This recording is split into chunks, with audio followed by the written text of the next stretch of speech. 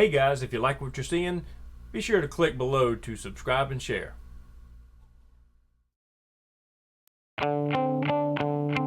It's not just about the photograph, it's the outdoor experience.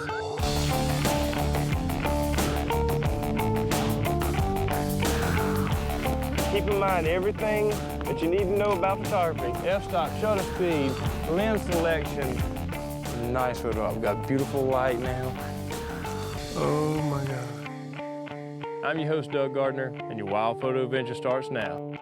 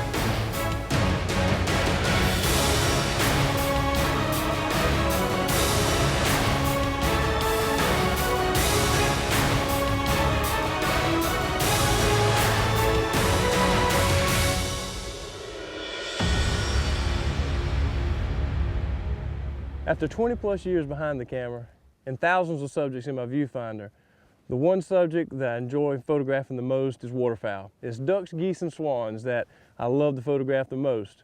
It's exciting and it requires me to use every skill I have both as a photographer and an outdoorsman. Join me this week as I photograph a variety of migrating ducks along the Atlantic Flyway. I'm your host, Doug Gardner, and your wild photo adventure starts now.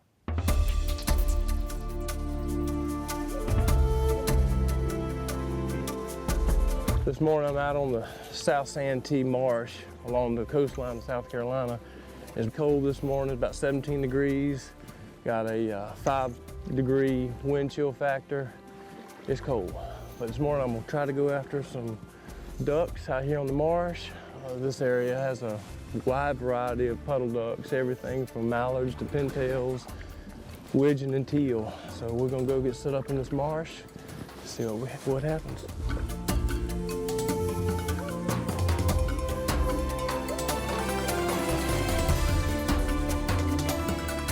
What a beautiful morning. I'm looking out over the South Santee Marsh this morning. Beautiful sunrise, beautiful scene, decoy sitting out here in front of me. I'm blinded up in some marsh grass here. Really good cover here. That's one of the key things you want to look for. Not only do you want to look for an area where you have a lot of birds feeding, but you also want to look for good cover. This stuff right here provides excellent cover because it's so thick and dense, and it's dead, so you can break it over and cover yourself up really well. It's kind of a tricky deal trying to get set up for waterfowl. Lots of different things have to be working all at the same time. Number one, you got to have an area where the ducks want to be naturally. Number two, you got to have really good cover. If you don't conceal yourself and your equipment, those birds will see you immediately and they will haul-tail out of here. Number three, you've got to have good light.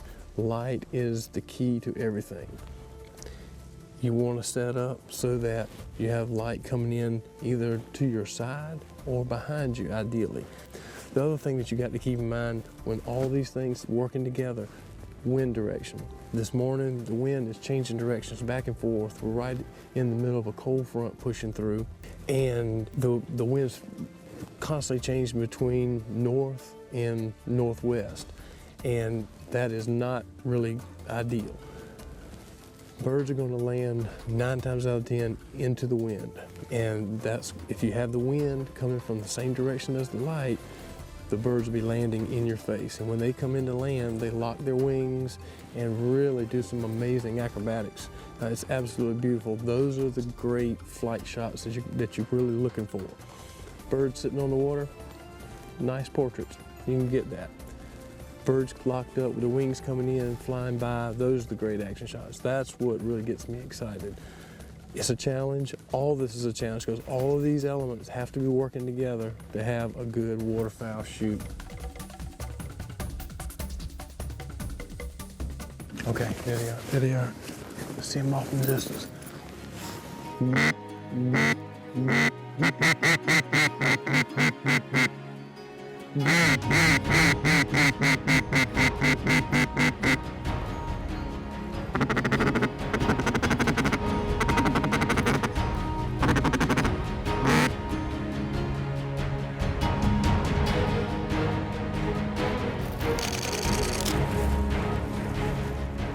If you don't like that, you're not living.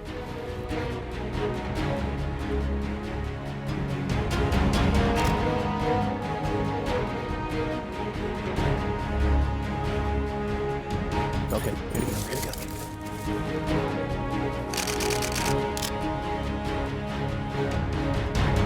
I love this stuff, I love it.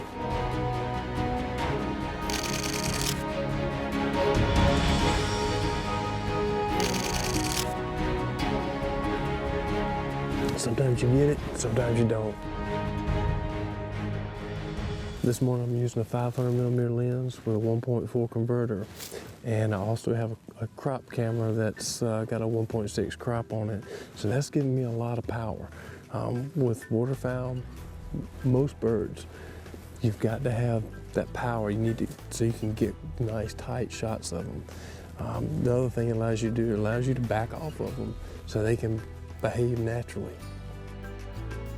No matter what animal I'm trying to photograph, I always try to keep my lens eye level to the bird. In this situation, obviously birds up high flying by is not eye level. But that's not the shot I'm really trying to get. I'm shooting some of those shots, but the shot I'm really trying to get is when they come into land and they're just a few feet off the water. Thus, that puts me about this high. Also, when they're sitting on the water, swimming around, you can get nice portraits. But I want this lens down as low to the water as I can get. Right now, I'm sitting in about 2 inches of water and mud.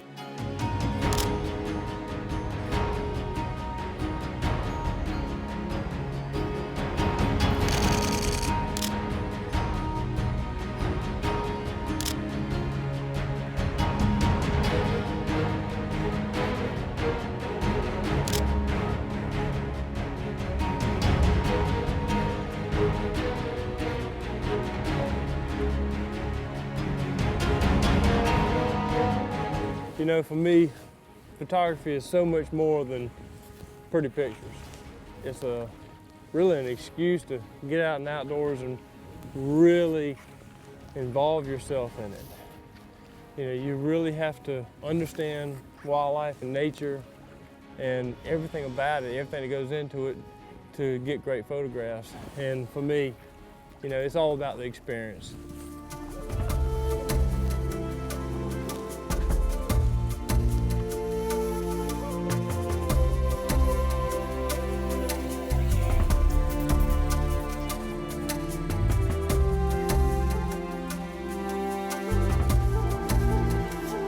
All along the Carolina coast, you'll find lots of old rice plantations that are actually no longer in use.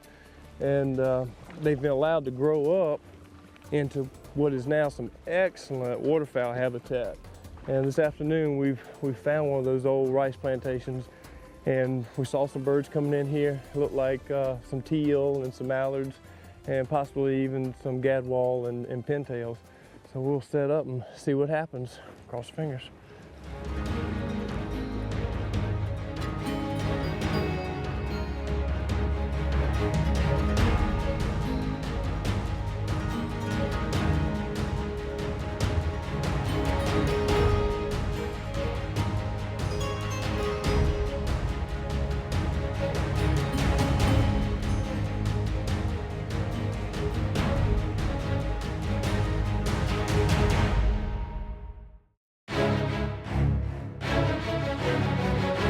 I've been blessed over the years to have seen a lot of the really cool things that nature has to offer by being a photographer.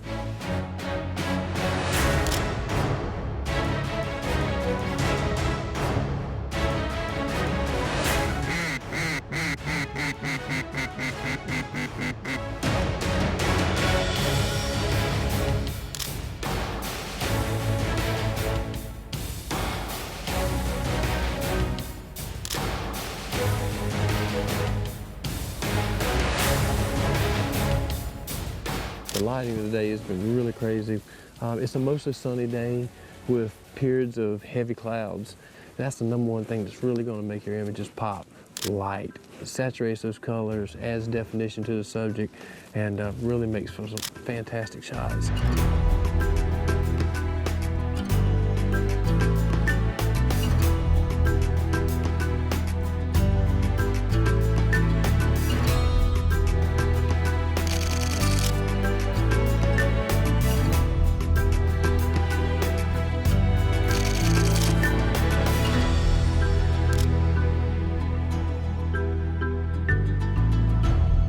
Teal are really fun to photograph, and if you get a great teal shot, you've really done something.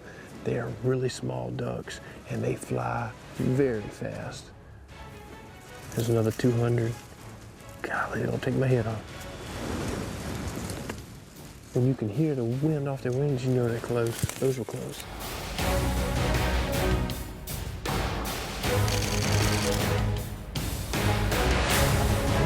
Another big group right behind me.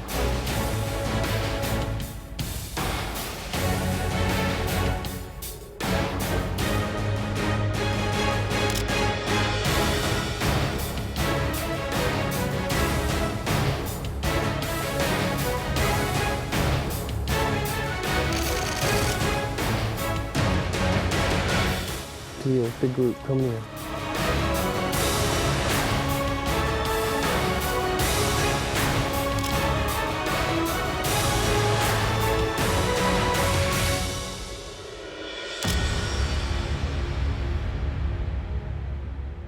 Well, all in all, it's been a really good day, and we've had some amazing photographic experiences. Had our wind direction been a little bit better, we could have come away with a lot better photographs. However, just being out here and enjoying these beautiful wetlands is something really special. For the most part, to get good waterfowl pictures, you're going to have to go to the effort to do what you've seen me do today. Blind up, do your homework, do your scouting. But I want to share with you another really amazing place up in Cambridge, Maryland, where the ever elusive canvasback and redhead ducks hang out in large rafts. This is the kind of place you want to go. It's the exception to the rule. You can come right up to the bay and photograph them almost from the window of your car. So we'll check that out in the next few days.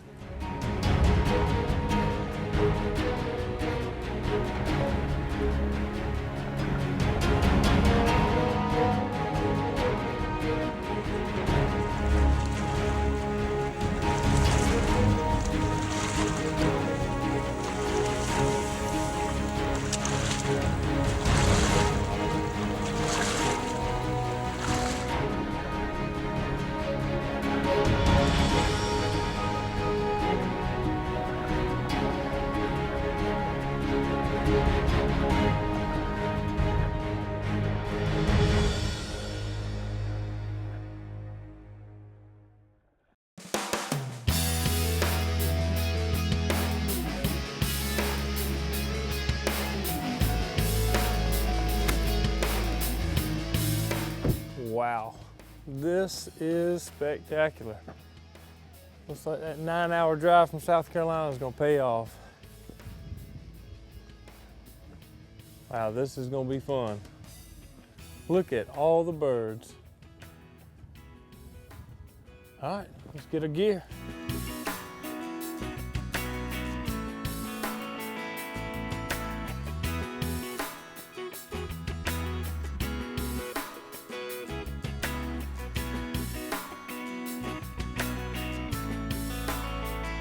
Wow, this is really a unique area. First of all, we're not in a remote area. We are almost downtown Cambridge, Maryland.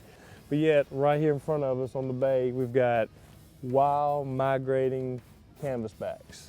This is really phenomenal because canvasbacks are divers, and all divers generally raft up in open water, nowhere near any kind of land mass, so it's really, really difficult to get good photographs of them. This is spectacular. I've never run across a situation like this before, but we've got some challenges here. We've got a bridge in the background, we've got a marina on the other side of the bay, we've got docks here on either side of us, so we have very narrow windows of opportunity to photograph without getting man-made structures in our photographs. Now, as you see, I've got waders on this morning. It's not required that you have waders. It's not required that you have camouflage. I wear camouflage because it's the warmest clothing I can buy. But the waders, you don't have to have waders to photograph here. You don't have to have a 500mm lens to photograph here. You can get fantastic shots standing right here on the road with 200mm lenses. However, some of the issues that we have with the background distractions, if you get some waders on, it allows you to get down in the water and change your angle of view. If you get too high, you're going to be shooting down on the birds, which that's not good either because it looks like you're photographing the birds in the zoo. If you get too low, you're going to see a lot of the horizon line, which has your marina and houses in the background. So I'm using the waders so I can get just that right level. It looks like about 2 feet off the water is a good height because I have water as my background, but yet it looks like my lens is water level in my photographs. If you choose to get down off the road into the water and try to get a better angle of view, you got to be extremely careful out here, guys.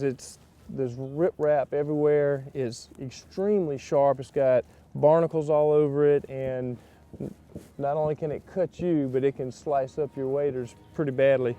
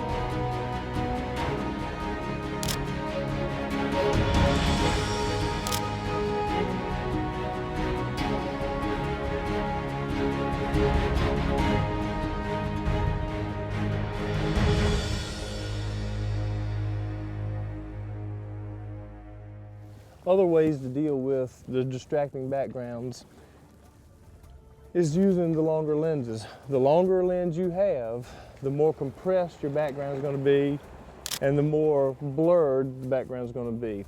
Also, your aperture. You want to use the aperture around f4, 5.6, the lowest thing you can get, because that's going to shallow your depth of field and also blur the background.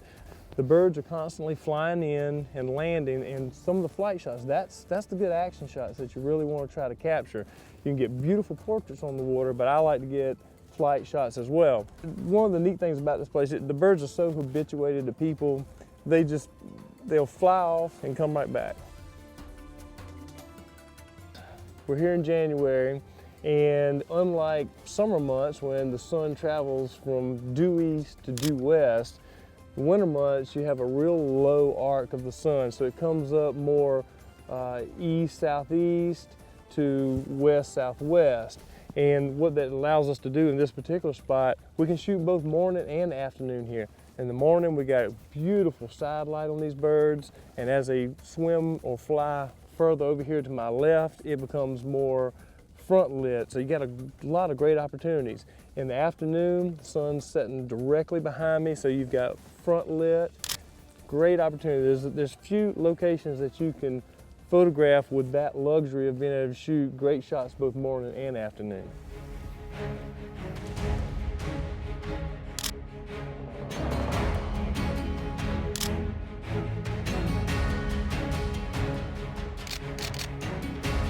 While background is my primary concern in a situation like this, equally important is shutter speed.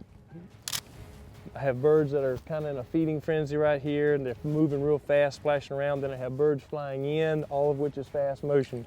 So I want to keep those shutter speeds up, anywhere between 1,000 and 2,000, make sure I get nice, tack sharp images. Exposing for canvasbacks can be a little difficult, and angle of light means everything when you're trying to get a proper exposure for these birds. They have a bright white body, almost pure white, a black chest, and a crimson red head and neck. So if you expose for the whites, which is what you always want to do, you always want to expose for your highlights. Expose for the whites to the point that you still have detail in the white without blowing the whites out. Depending on the angle of light, if it's a side light or back light, the head and the chest of the bird are going to go really, really dark on you. So if you wait for the bird to get in a more front light position, you have a better chance of bringing up the tonality of the head and the neck.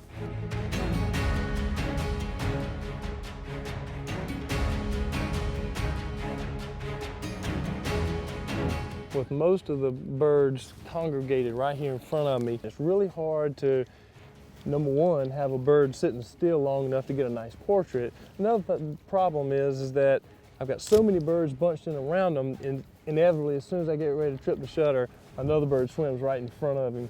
So I'm trying to pick a bird that's sitting outside the group a little bit by himself. Helps me isolate the bird, get a better background, and the bird's calm. He's sitting still, and when they're generally outside the group like this, they're going to be preening or sleeping. If you watch a preening bird, stay on him. When he gets done preening, every time he finishes preening, he's usually going to take a little drink of water, and then he'll raise up and do that wonderful wing flap. You can get some amazing shots of the wing flap. Even though 90% of my photography, I use manual focus, this is a perfect opportunity for autofocus. There's so much movement, birds in flight, birds splashing around, chasing each other, feeding. Autofocus handles it pretty good. Keep that sensor on the head, try to put the bird in 1/3 of your frame, and track him in. As soon as you see the bird, go ahead and get on him. More than likely, you're going to have a bad background in this situation, but if you stay on him, when the bird passes in front of a nice clean background, or if it gets low enough to the water, you have water's background, go ahead and start tripping your shutter. And with all waterfowl photography, always, always keep your camera set at the highest frame rate that it can possibly shoot at. 8 frames a second, 10 frames a second, whatever your camera will do. Because with waterfowl, there's so much action. When you have birds flying in, inevitably the shot you want will have a wing covering the eye or the face or whatever. So if you have those multiple frames, you can capture all of the positions of the wings and pull out the one that you really like.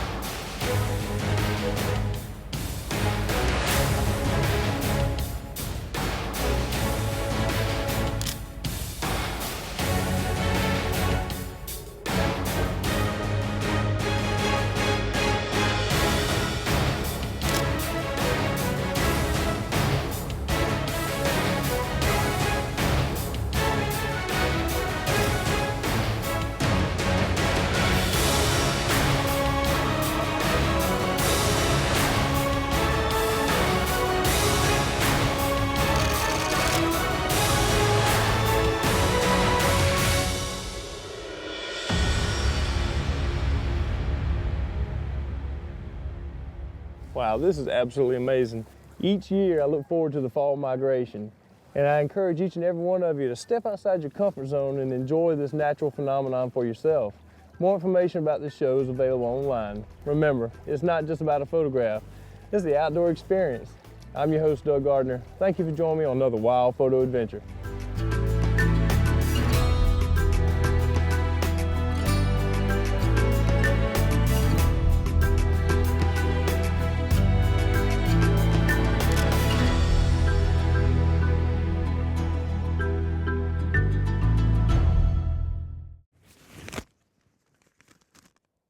Well, since my cameraman said that he's not doing any more takes, I guess I got to get this right. The birds be all around you. I lose all my light, and light is what you really want to. Oh God! However, I just the God. How many times? I think my brain is frozen. Take 420. Hey guys, if you like what you're seeing, be sure to click below to subscribe and share.